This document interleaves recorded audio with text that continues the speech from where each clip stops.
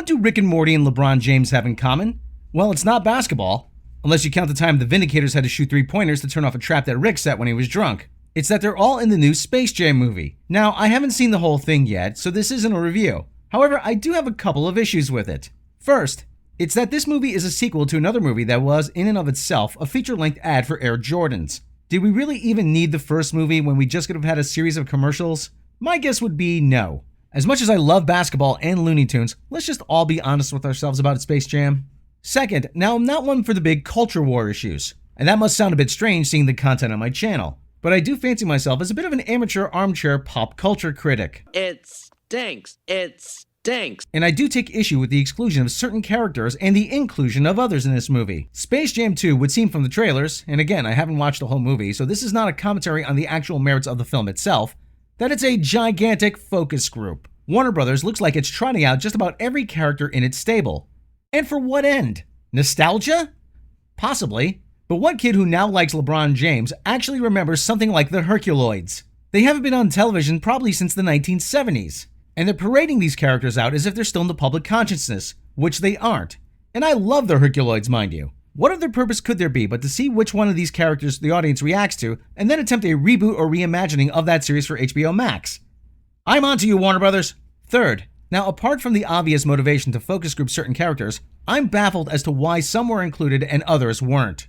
Especially when you consider that this is supposed to be a quote-unquote family movie. The inclusion of the Droogs from A Clockwork Orange is especially confusing. For anyone who hasn't seen the movie, set in future dystopian London, Malcolm McDowell plays the leader of a violent street gang who spend their nights beating and assaulting people, and one night they commit a home invasion where they violently, let's just say for the purposes of getting around the YouTube censors, he does some very bad things.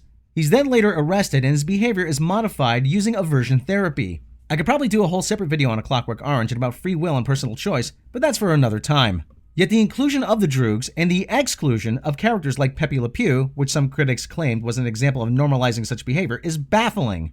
Now, far be it for me to defend Pepe Le Pew, but at least to my knowledge, we never actually saw Pepe being violent. He was just a stereotypical Frenchman who didn't get the message that he had some intense hygiene issues.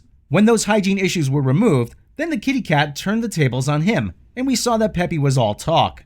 So it seems there's a huge double standard here that you include characters from an R-rated adult movie that commit violent crimes, but not a cartoon skunk that at worst doesn't realize that he's not God's gift to women. A follow-up to this is that Rick and Morty also appear in Space Jam 2. Now I know it's not for everyone, so just bear with me on this, but Rick and Morty, even though they're animated characters, commit some truly heinous acts during their adventures. Rick, along with an alien girl, killed an entire room of wealthy aristocrats. Morty murdered a man in a violent rage. Rick has had sex with an alien hive mind. Rick made his own drugs from Kalax crystals. Rick enslaved an entire microverse in order for them to make energy for him. Both of them straight up murdered a King Joffrey stand-in. And Rick even created a hybrid clone of Abraham Lincoln and a certain World War II bad guy. Kick his ass! Kick his ass! Kick his ass! Now, I love Rick and Morty, but how does any of this fit in with family entertainment? Answer, it doesn't. There seems to be a lot of confusion over a WB. This is good, but that's not. This might be good, but this isn't under any circumstances. Listen, you can include any characters you want in Space Jam. They're your property, and that's fine. However, don't give me this line of baloney about how one character is inappropriate when another one, who's underage and fathers an alien child with a sex robot, is. It's a bad look for you. You might want to think about that the next time Rick sells weapons to Crumbopulous Michael. See you next time.